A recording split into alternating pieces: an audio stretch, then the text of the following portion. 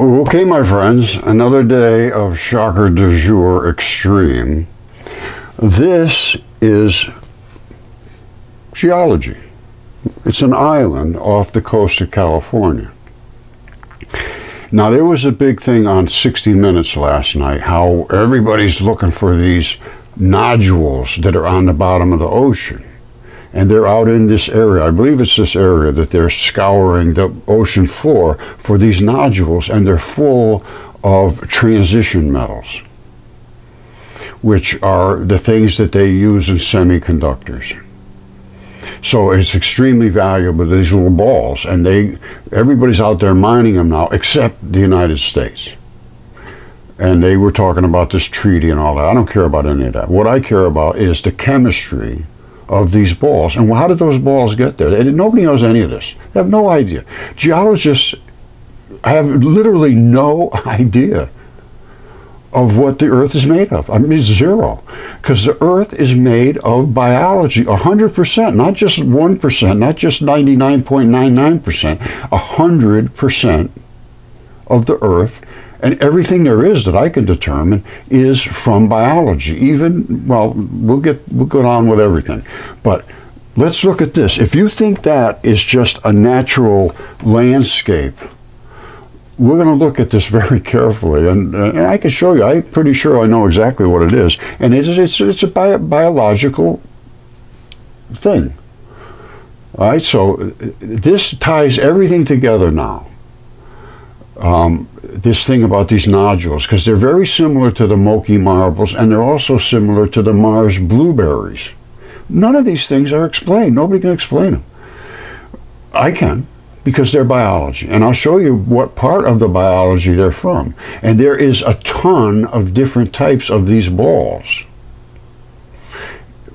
They have certain things in common, and they have certain things not in common. Let's see what we can determine from the chemistry, all right, and how they're laid out, and then we'll look at what the biology and the chemistry and the anatomy looks like, and see if we can make some determinations. That's the only way you can do this. Nobody knows what this is. This is the biggest mystery in history, these balls. Nobody can possibly understand them. And I can. I'm the only one in history. I'm going to tell you, that's just a fact. They ain't bragging if it's true. I understand them, and you do too now. Most of the people who've been following me, they understand them. And if you haven't followed me, you watch this, and you will understand them too. And you will understand that there is nothing but biology. All right? There's nothing but biology. So let's get into it. It gets deep, and this is tough for a lot of people to accept. And a lot of people right away, they're already shut off, and they're leaving nasty comments. But that's the way life is. All right, they pulled out of San Diego. 10 hours later, they arrived where they're picking up these nodules. Okay, so you know that we got all the little balls, all these little nodules. They're everywhere, and there's different types. This was, I think, a little bit different than the first one I just showed you. And they're going to be talking about the different types. Listen to what they have to say. I might have to turn it up. Hold on one second. All right, so here they are. They're out looking, collecting these things. To be a geologist. What do you mean?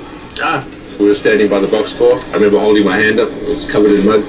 It's nice that I get to touch him. You know, it's better than looking at him behind in a glass case, for example. You know, they're in all sizes, all different sizes like this. There's different types. The type you're holding there would be a type 3 nodule, which is larger, and it's got a characteristic sort of cauliflower texture to it. See, these are not the ones I normally see. That's why I'm thinking it has to do with this deep ocean compression. But anyway, here we go. Miller told us each nodule has the same proportion of metals. After they're weighed and measured, they're stored in a refrigerated container. All right, same proportion of metals. They're the same proportion. Now, I think he's just said each size. It doesn't matter the size. This is going to be a type 3. would be a type 3 nodule, which is larger, and it's got a characteristic sort of cauliflower texture to it. Miller told us each nodule has the same proportion of metals. After they're weighed and measured, they're stored in a refrigerated container. They will be further analyzed on shore to help Deep Green figure out where to mine first. They hope to start in 3 years. Anyway, there, as I showed, I'm sure you saw, there's all kinds of different balls. Now, what they're finding is from a creature's body, and I believe they're off the coast of California, off of San Diego, and I did find something out there that I either showed you already or I will show you very shortly. All right, San Diego, they left San Diego. I don't know where they went, but it took 10 hours. Now, I'm going to here, which I'm going to show you in a second, is 229 miles away from San Diego, somewhere 230 miles, let's say. How fast they're going, I don't know. 10 hours, they're going 30 miles an hour? I don't know. You see, this is just incredible. I don't know what these are, but I can tell you what, this sure looks like some form of biology to me. This right here and this right here. You see this? And then these balls, this little abrupt transition in these balls. It looks to me like this is some kind of a tendon area. Now, there's San Diego. This is what I was looking at. Caught my eye, and I don't know where they were out here, or if they're even in this area. But I can tell you what, this is absolutely 100% biology. And I believe it could be a lung. And I'll show you why I say that. Up in this area here, you see this area right here?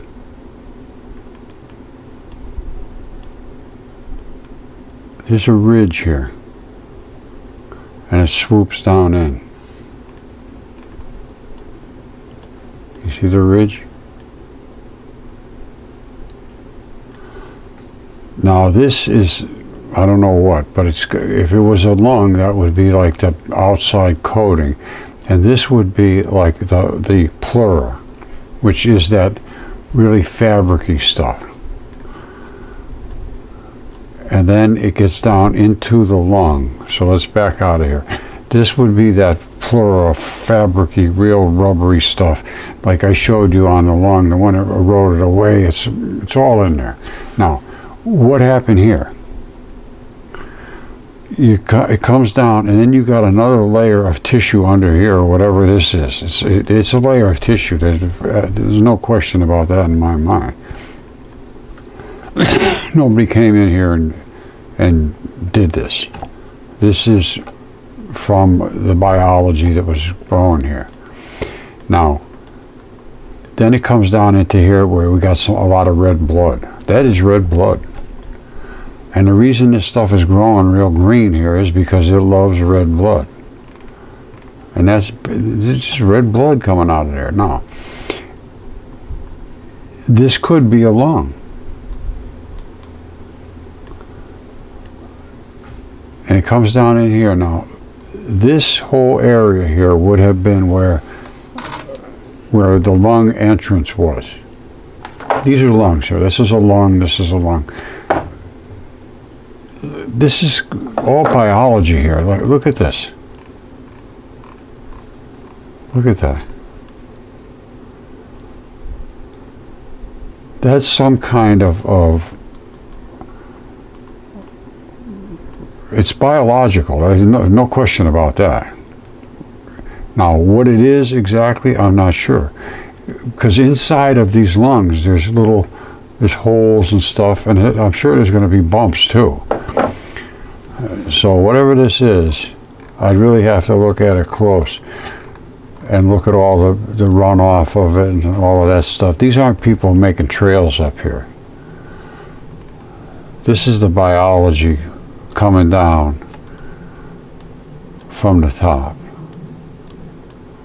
And whatever that top is, I'm not 100% sure. But it looks to me like it's got something to do with blood. And this entrance here, you see that whole big entrance coming in? That's like an entrance to a lung. Like this one here. Coming right in from here to that spot. You see it? That's basically what you're looking at here. It's coming right in from here. Wherever that led to, fed that spot right there, that round spot right there. That's my take on this. I could be wrong, but I don't think so. So now, that's our entryway into here.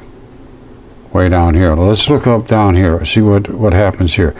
In a lung, they have all these little holes in here that are filled with blood and air. And this is what you're seeing right here. You see it? They're all over. You see it? Those are, to me, those are alveoli. They're all over here, everywhere. All right, even on the sides and everything. No. And all the way down here, too. Now, the colors sometimes take a while to click in, but they're down, they're all over. You see them?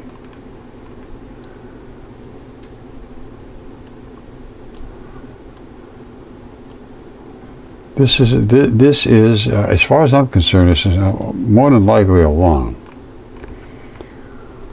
And they all have this swooping up stuff coming up to them, which, you know, I'm really not sure why they do, but it's some kind of a fabric. Maybe it's just so it's part of the fabric that keeps the thing together, because they appear to have that same characteristic, but they're everywhere. Look.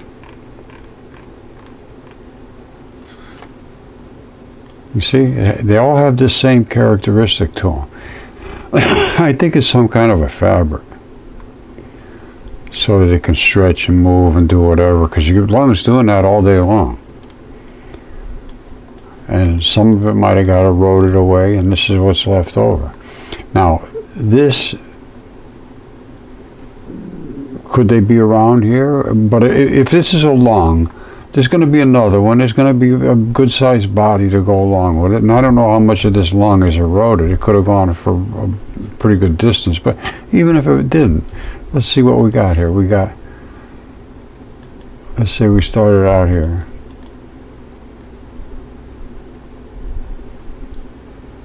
That's 20 miles long. All right, so that's a 20-mile lung. Now, I don't know how big they're working out here, but you're going to go 15, 20 miles easy around it. It's a 20-mile lung. So your lung is only the size of your lung, and the rest of the body is going to be much bigger. Now, where did those kind of balls they get? And then they got several different sizes. One of them looks like it could have been from this kind of pleura, because you had all that globby looking stuff. I think that's what's in the pleura of a lung, but I'm not sure. I'm not going to make any real guesses there. But whatever they have, there's a lot of metals in it. That's why they're doing this. So where were they? I don't know. But this little spot here is right off of San Diego, 250 miles out. They could have been anywhere around up it, but they were coming out of San Diego, so I don't know how far they can go in 10 hours, but it was 10 hours to get to wherever they were going. So maybe they went straight out here, I don't know. But this, I can tell you, that's a lung. As far as I'm concerned, that's a lung. And I looked at it very carefully. I think I have some more video of it. Hold on. Okay, so Roger's making some serious braggadocio. Well, let's see if I can back it up with substance, and I can. Now, this is about deep sea mining. This was a 60 Minutes thing. You see what they're looking for? Copper, nickel, cobalt. in these balls. Well, what is copper, nickel, and cobalt, and then iron? Because these are iron-coated nodules. Well, what is iron? Where does iron come from? It's in your blood. Iron is literally from blood. That's where iron is. All the different isotopes of iron, Fe2O2, Fe2O3, and there's all kinds of variations of iron. And they also contain these three elements with them in large quantities, basically, attached in this iron area. That's exactly what you're looking for, these different things right here. And that's exactly what's in these little nodules. Now, let's just keep going. And again, I'm not bragging. It's just true. Nobody understands the geology now. Not a single one of them, unless they understand it's all from biology. And I could prove this on and over and over and over all day long, and I have. And it just won't be looked at. That's the problem. All right, I'm going to just tell you right now, I believe this is from a lung. Now, you see this here? You see that? That's not just biology. This isn't just, this is biology. It's not just geology, just some raindrops came down there and it ran into this and something happened here and there that made this happen. No, this is from biology. This is literally blood.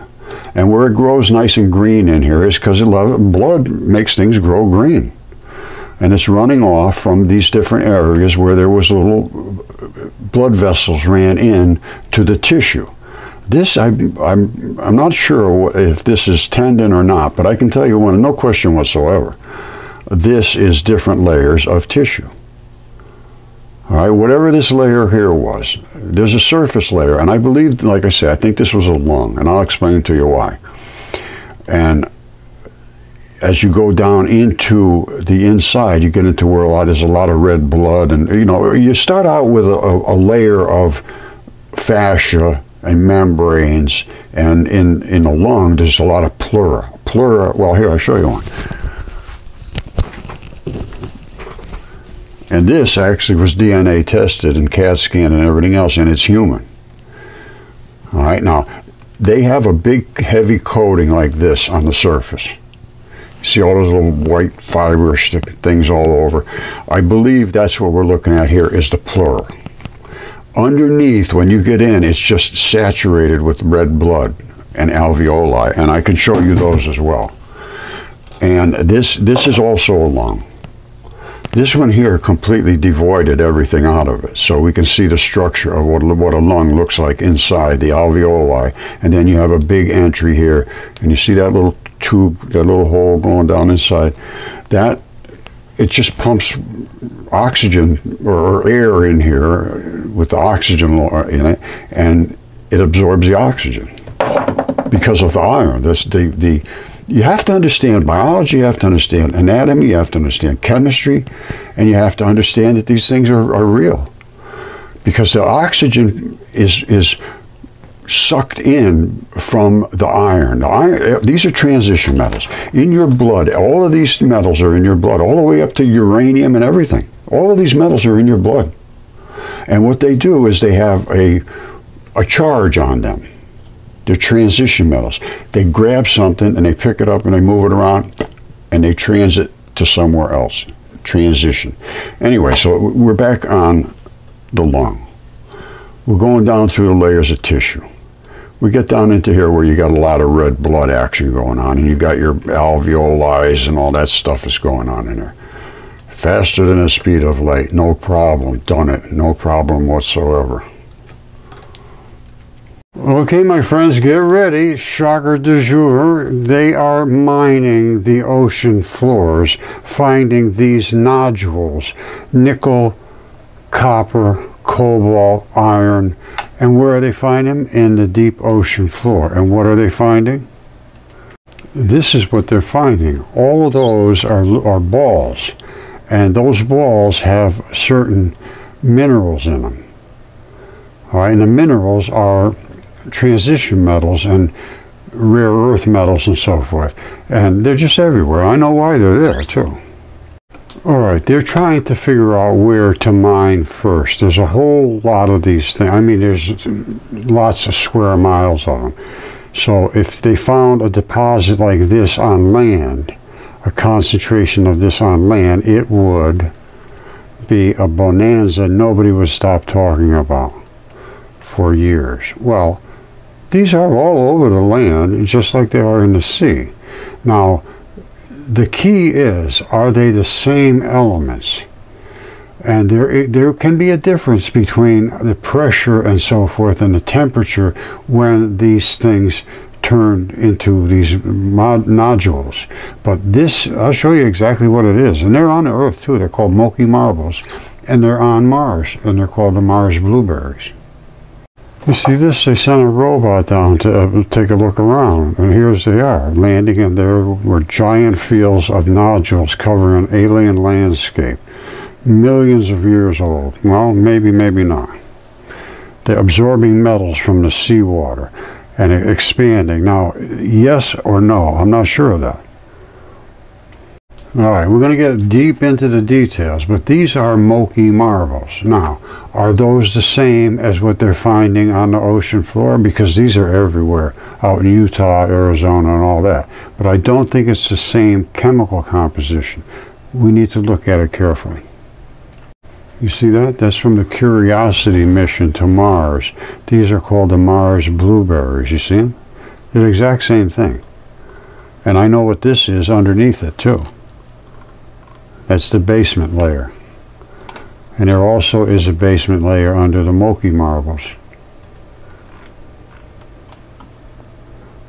Alright, and all of the soft stuff eroded away and turned into mud. Up on Mars, it just dusted off like dust because there's no erosion up there, but this turned into mud. All the soft stuff eroded away. Now, see, these look to me like they're the same kind of stuff that they're taking off the ocean floor. They have an almost identical look to them. Some of the other ones are like actually perfectly round. These, again, they'd have to have some chemical analysis done on it. What's the atomic things going on there?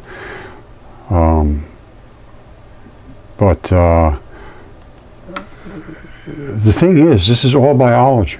It's all biology. You see all these balls? Where do you think they came from? They were just concretions. They did this and they did that. They bubbled up under this and that. And some other ones say a big meteorite hit and blew all those things up and they came down as little raindrop-looking marbles. No.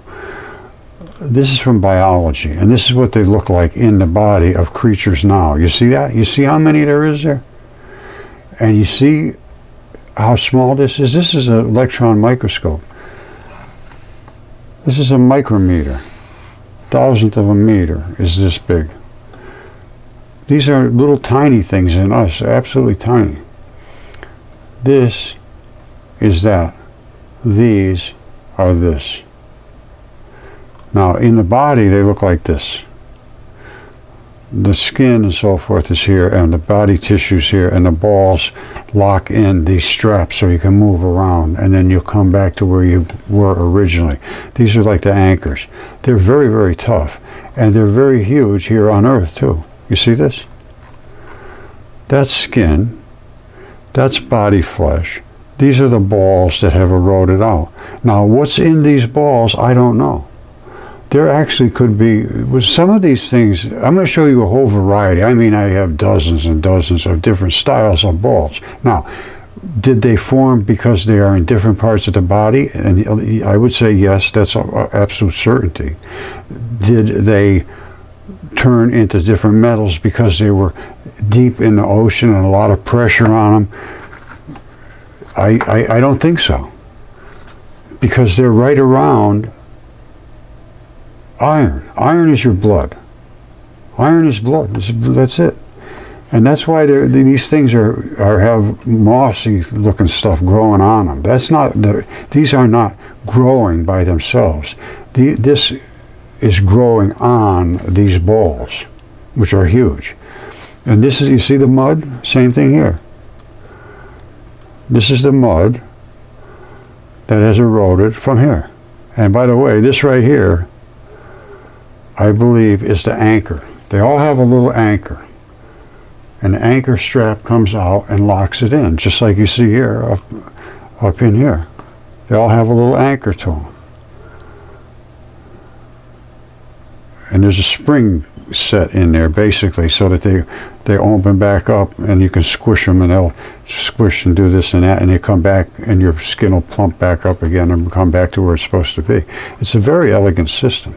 And now, the reason this stuff is growing here, it loves blood.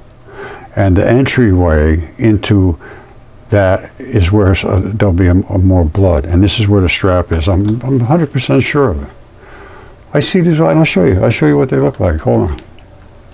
All right, you remember I said there is the attachment spot and the strap would come out of here? Well, here's what it looks like. The balls are like this. And they grow into the fleshy stuffs and to anchor into bone or flesh, because they're anchors. And so that's why it still has a lot of nutrition in it. That's why things are growing on there. But that's the break right there. And then they break, and there's nutritional value a lot right on that break. That's why it was growing so well right on the break spot. You see it right there? Now, I have a friend who has a site out on the West Coast, and these balls here, you see that strap? Before I showed you the ball and the strap missing, well, his are still embedded in the walls and so forth. They are everywhere. They're everywhere. Look at this. They're coming out of walls over here. They're baffled. They say they're growing out. No, the wall is eroding, and they're popping out because they're just coming out because the wall is eroding away. They're everywhere around the world. Everywhere.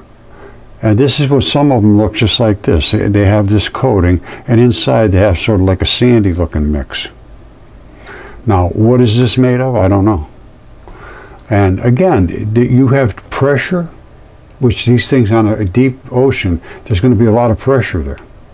There's going to be a lot of silicates, whether they play a part or not, because we're talking about metals. Silicates are not usually in the metals area. Silicates are way down here.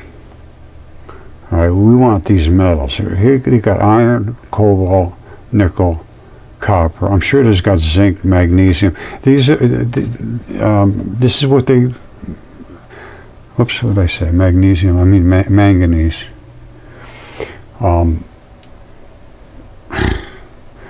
This is the chemistry that we got of these balls, and they're all over the world. I mean, all of these things, and there's all kinds of different structures. You see this? Some of them have this kind of a webbing inside. That's where the strap was for this. What that's made out of, I don't know. It's certainly not like the other one I just showed you. Some of them have all kinds of gnarly looking stuff inside them. You see this? Look at that. I think this is flint or chert or whatever, but it's certainly part of this ball. This ball is inside the ball. And there would have been, probably that's the attachment spot right there. You see? I'm pretty sure that all of them have an attachment. They're not just floating around in there for no reason. So the attachments, most of them have eroded away. But like this is an attachment right here. That's an attachment to a giant ball.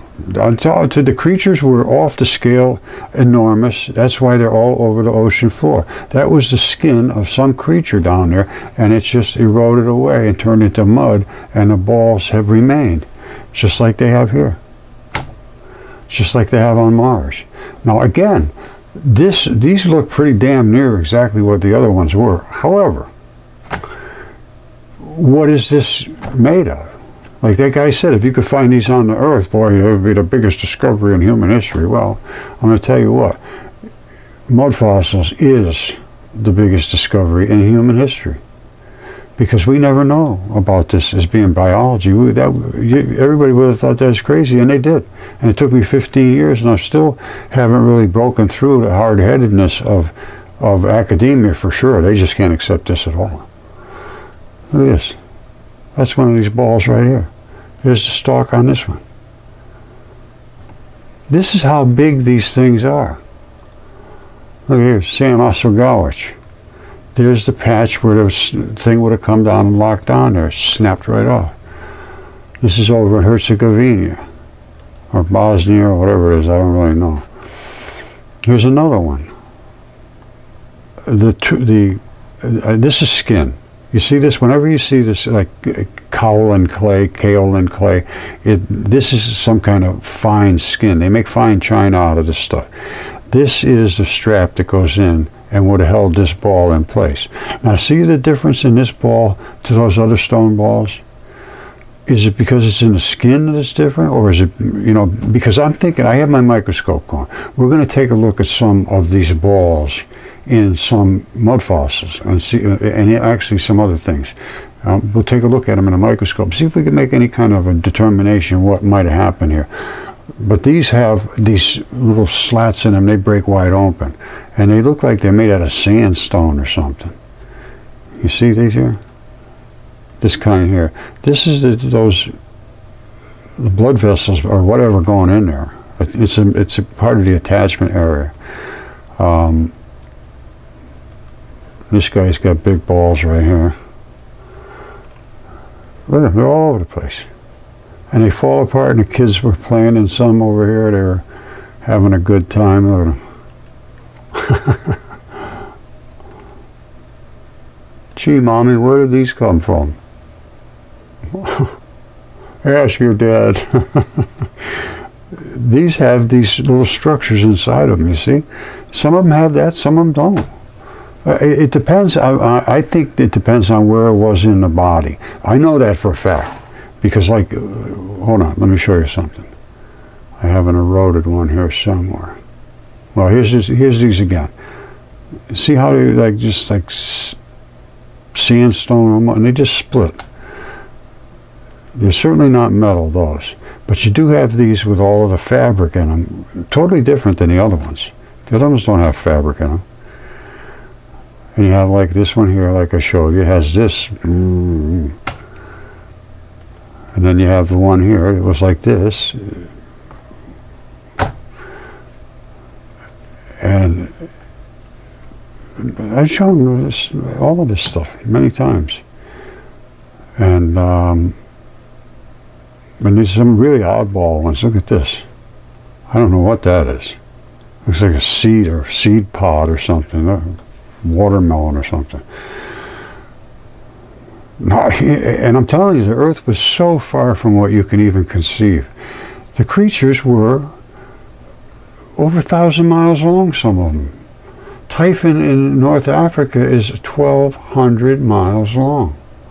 And there's nobody on the face of the planet can deny that that's a dragon attacking a fish. It just can't be denied.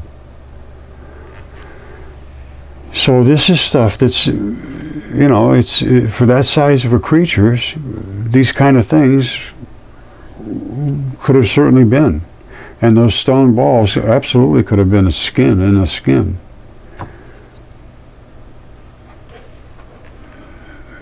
All these things need to be re-examined. If all these balls that I'm talking about originally were somewhere around this size in a microscope, there they are right here, these here, is these.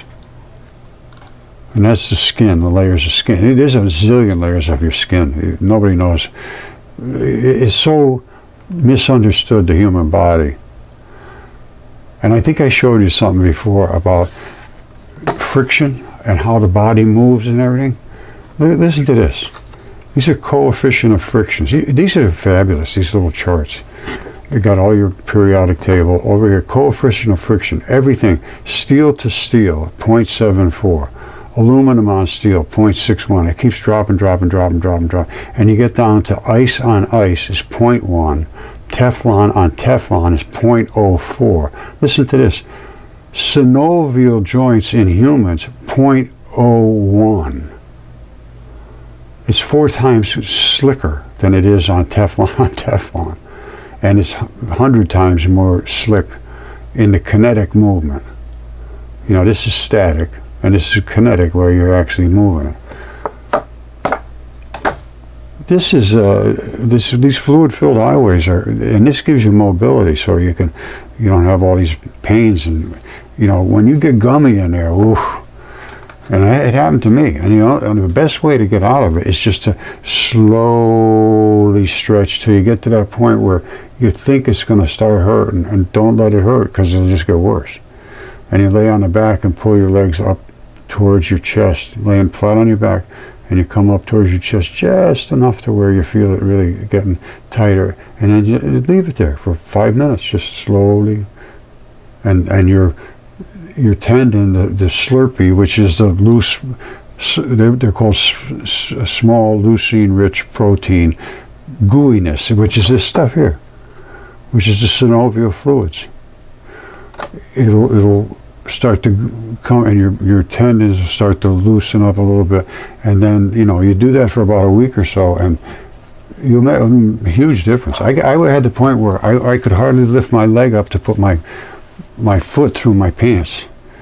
It would hurt, and now it's no problem at all, and I found a huge difference. And then the other thing is just to use a little bit of weights, a pound, maybe 5 pounds tops, just lifting real slow. That's the key. Everybody, no, slow, that's it. Anyway, it's just some exercise tips. So here's another style here. This looks like sandstone too. And there's the ball in the center. This would have been where the attachment was, and that whole thing has come off. But there's these layers, like an onion. Okay, this is going to be fun. This is the kind of stuff I like, and I haven't done this yet, so this is going to be a new thing for me as well. This is a lung, and it's a human lung. It's been DNA tested, CAT scanned, and all that. You see these black things in here? A lot of those, I believe, are going to be those black balls, and they're attached to these fibers. And the reason I say that is because a lung has to do this and all day long, in and out, this is nothing more than a rubber bag. So it needs fibers. They need fibers to stay together, and it's got a lot of fibers. Now, I have this lung here. We're going to put it in a microscope and take a look at these balls and see if we can make any determination about it. This was another lung that went totally into silicon, and blood actually came out of some of the little spots here from the alveoli. You see these little round things? Those are the alveoli, and blood just leaked out of them. Here's this little latch that's on all the lungs. They have a latch there, right there. And that's not part of the lung, and it's not part of the fascia. It's something else that locks these lungs into the body. All right, now this is the one that we're going to be looking at in a microscope. All right, and then I'm going to show you my belt, which also has the same thing, leather. I got a feel on the things that they're finding in the ocean relate to some kind of leather, or some kind of outside skin, and the skin has just eroded away and left all those balls drop down. All right, there's the lung in its totality. And if you look close at it, this is what you see, all this fabric and fiber, and then all this black looking stuff in it. All right, and then of course it's got a ton of blood over here. It's just saturated with blood. This one had leaked out, like I said. Now, so there it is there. Over here, I have it in the microscope. There's a microscope looking down at it to here. And here it is up in the picture from the microscope. Now, what do you see there? I can turn the light up a little bit, but you see these shiny spots? I think those are the same as those black shiny balls. Now let me turn this up a little bit.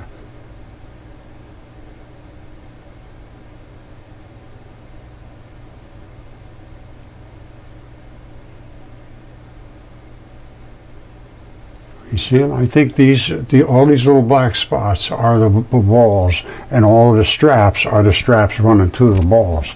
And this is pleura on a lung, which has to keep doing this all day long. Right underneath this is the lung proper. And I have one that I'll show you in a second, has some of this on it and has some of the lung proper itself. All right, so let me turn on the light, and you'll see what I was doing down here. This is it right here. All right, now I have my belt underneath here.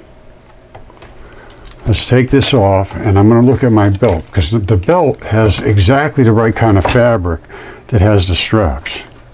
And I can show this really, really nice. I've done this a zillion times.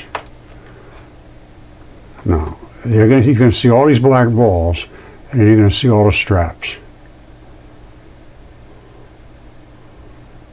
Now, let me turn the lights off. Now, you remember all those shiny little black spots I showed you on the lung. All right, so this is the microscope. Let me tune it in a little clearer before we go up to it. Let me adjust the light.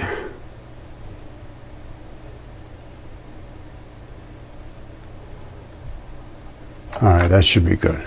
Now, we're going to be looking at this up in the screen. There it is right there. It's basically the same thing as that lung. There's almost no difference. These little shiny spots are the balls. These are the straps. Now you say, Roger, I don't see any straps. Well, how about this? Where my buckle goes through, it pulls the straps. You see, these are all the balls. And the straps are attached to all of them. This is just nothing more than a cowhide belt. If you could tell me there was a difference between that and the fascia that I showed you on that lung, I'd like to know what the difference is. The color of the shine of them and everything's the same. Now, this is hide of a cow. So the other one was a lung, but they're balls. The lung may have the same balls as the hide, because everything, when you really got to do some work and stretching, and the lung does, it goes like all day long. Other ones, they don't move. They're just sort of held in place. But this has to do this has to do this. Your hide goes this way, goes that way, your skin. It's a whole different set of balls than are in other areas of your body, like the fascia, some of the fascia around organs that never move. They don't pump up, they don't get small, they're just always the same size. Plus, some of them have very toxic chemistry in them. And you're going to have something that withstands that toxicity, which is the wrapping, which is the membrane. So there's a lot to consider here. But I'm starting to think what they have found is the interstitium balls of the skin. You know, I'd love to see somebody do the chemistry on these little balls that are in cowhide. Look at them, they're everywhere. They're everywhere. Those are the anchors. There's so many of them, you can't hardly count them. And it's exactly the same thing that I showed you in the interstitium of the skin. You see, they're just everywhere. And here they are right here. They're just everywhere. Those are the things that anchor you so that you can come back to where you're supposed to be. Another friend of mine, Lee Simpson, sent me this, which is a tendon ball, but it's in an area. I think this one must be able to distort a little bit. It's got this strange patterning to it. And like I say, every one of these balls, well, a lot of them are different. Some of them have fabric, some of them don't. Some of them have an onion skin, some of them don't. Some of them have a big central core, all kinds. So a number of things. They could be from different animals and different creatures, yes. And every creature has its own style. I don't think so, but maybe. Or they're all different types of construction based on where they are in your body. That's all I can think. There's a lot of work to do here. So don't forget, this is Tyson Carlson, Tyson's Mudfossil Adventures. You see the straps coming out of him? See the straps coming out of him? They're all over the place. And he's got an area over there where he's looking into all of this different stuff. There's a membrane up there, 6 feet thick, just a membrane. In us, you hold up a membrane, you can look right through it just like a window. His 6 feet thick from the top to the bottom. Bilipid layer, 6 feet thick, and it's just flawless. You see this? These are these little tendon balls that are the little interstitium balls. They're everywhere. See them up here? They're everywhere, just like they are in the ocean floor. Now, these are in fresh water, I believe, and they are growing green moss. The ones that are in the salt water grow that other type of fluff around them at Huntington Beach over in United Kingdom. But they're everywhere. Look at them. They're everywhere.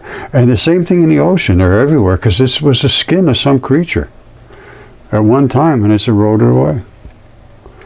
All right, you got to check this out.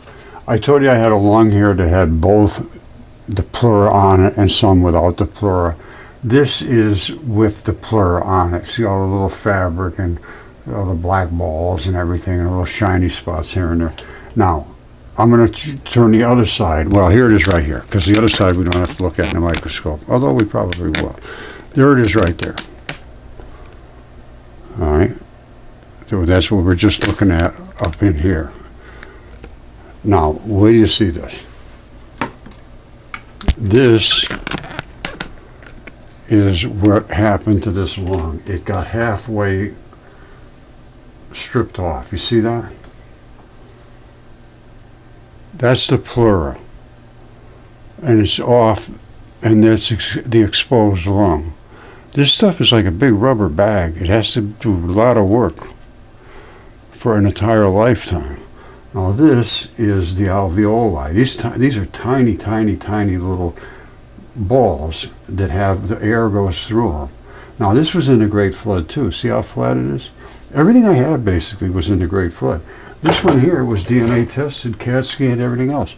Here it is. It's perfect. It was in the Great Flood, flat as a pancake on the back. And the guy died altogether here and was boiled. His heart was still in this. He had his heart in it. And he died laying flat like this. All right? And everything boiled out, and then eventually the things just sort of separated and went their own ways. I have so much evidence here to support the things I'm saying. That's a lung. Just like this is a lung. Just like that's a lung. Just like this is a lung. Right? That's where the silica invades the holes, when the big holes. Like that. This is basically like what this would have been right here. And then this one filled up with silicates. This was in a different area. You had everything washed out of it. There's so much to take into account. This just stayed meat. It stayed just like meat. And the fascia just stayed like fascia. Opals are a whole nother story. There's so much evidence. It's just way overwhelming. Way overwhelming. And it's time that we examine it and think about what this really is, even if it's just about making money for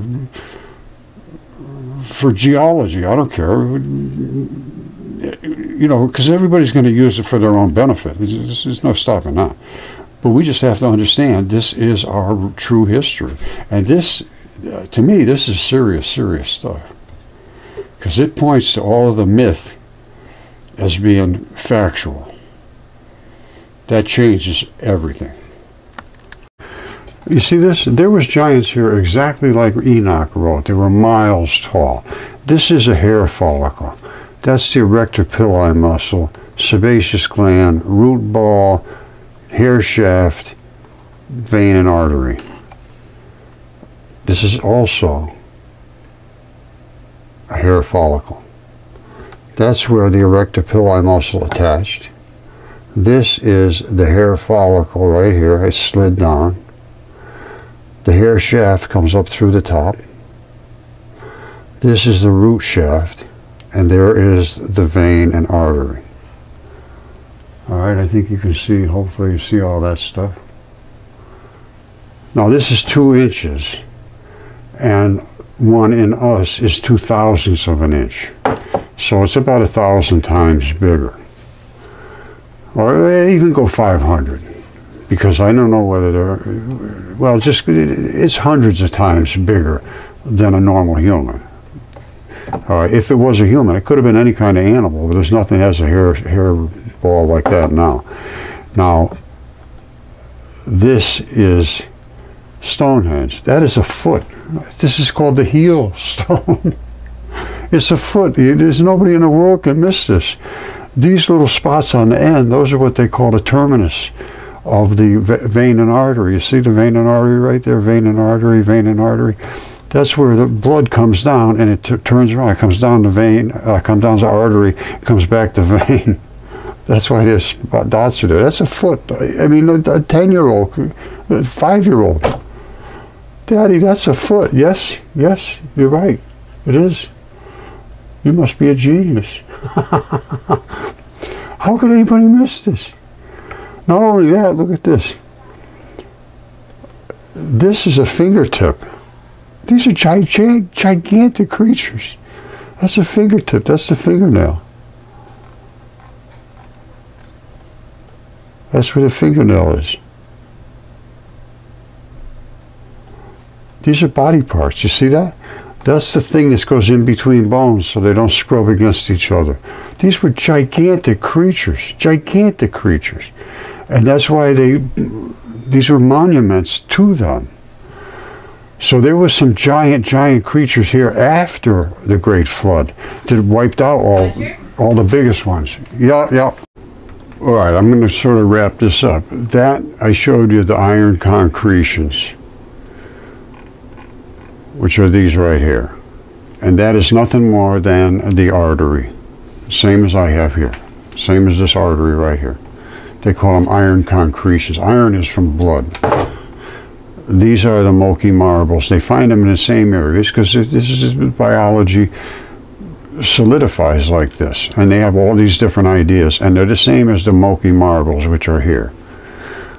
All right, now, this is the Mars Morse code. This is up on Mars too. And these are the same balls as the Moki marbles and the Mars blueberries. However, in this patch, the straps are still attached. And I showed you, I think I even showed you my belt where these are the kind of straps, and they strip like this. The guy had a hook in there that would stretch like that. So these are the balls and straps.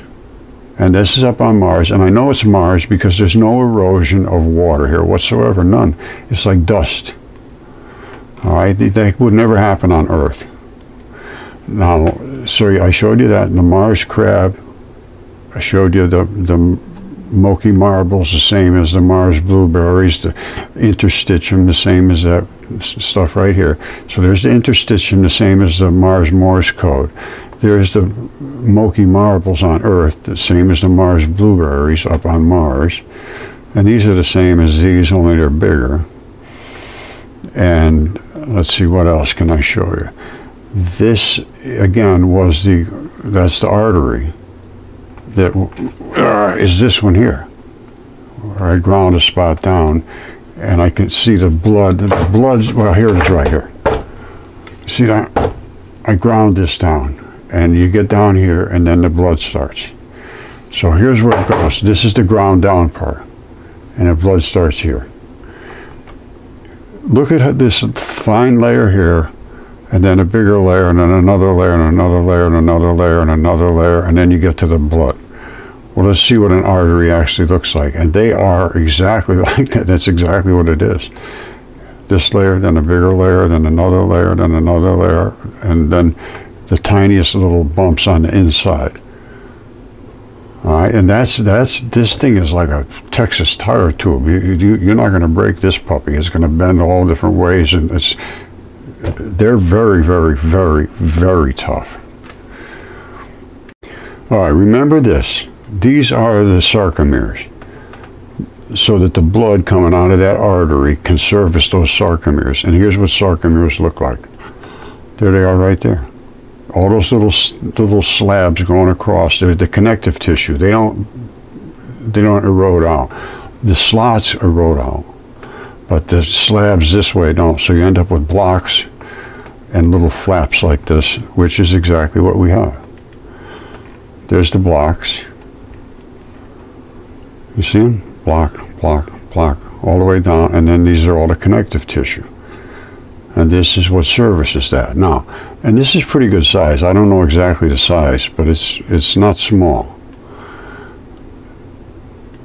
Now, this right here is what they consider to be millions of years in one picture. This is not.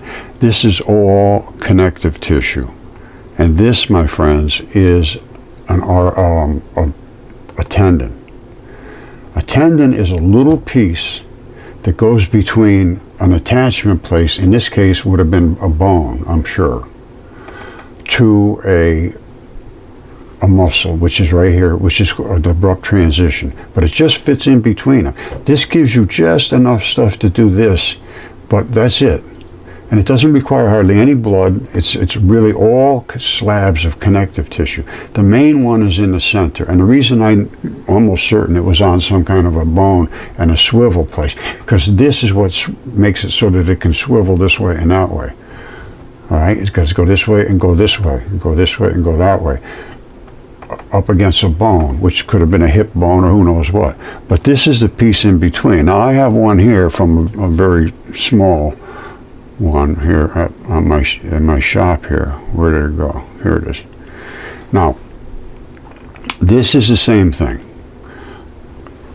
Remember that little circle? I'll show you that in a minute. But that little circle right there connects to something to here that connects to the bone. All right, this tendon holds this up against the bone. All right, this is what is in the ocean. That's the piece right there. Tendon is tough, tougher than tough. Now, up in here was where the crab would have been, the Mars crab. I'm not kidding you. This is the abrupt transition. The muscle comes here. Now, here it is here. This makes it much more easy to see.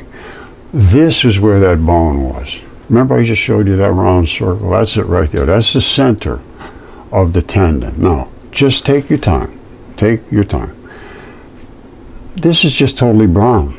You see any pink in here? There's no pink at all to speak of. You see over here? We started into the muscle. The muscle requires all this red blood. All right, this is going to suck up red blood like a sponge.